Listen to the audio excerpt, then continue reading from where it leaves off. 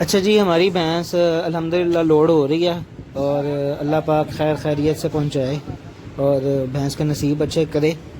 دوسرا یہ کہ اس پک اپ میں ہی دونوں ایک اور گائے ہے اس کے بعد لوڈ ہوگی،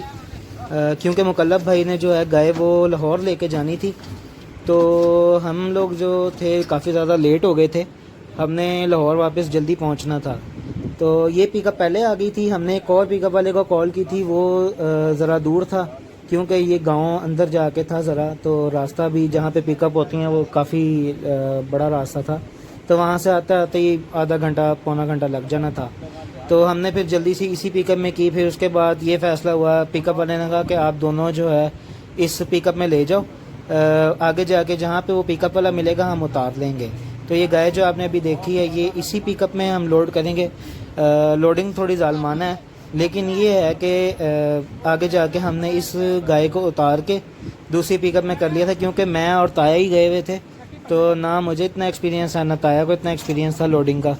تو اس لیے پھر ہم نے ان سے ہی پک اپ والوں سے ہی چڑھائی تھی۔ اور آپ کو پتہ پھر پک اپ والے اتنی سی پک اپ میں چار چار بھی گھسا لیتے ہیں، تو انہوں نے پھر کہا جی کہ نہیں ابھی لوڈ کرو، آگے جا کے ہم کر لیں گے۔ تو پھر ہم نے جو ہے دونوں اپنی گائے، ایک لاہور جانی تھی مکلب بھائی نے، ایک لاہور لے کے جانی تھی، اور ایک جو ہے ہم نے برج ٹالی لے کے جانی تھی، تو پھر دونوں کو ہی ہمیں ادھر لوڈ کرنا پڑا۔ آگے جا کے پھر ہم نے گائے اتار کے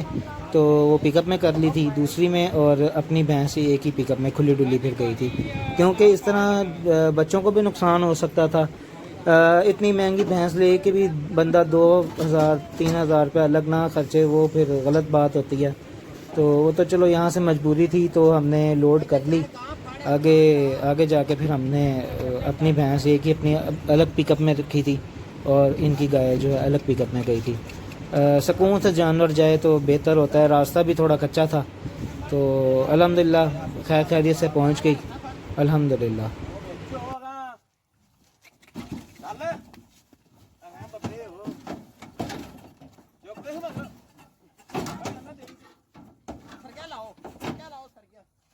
راہ تھوڑی جی اگے کرو۔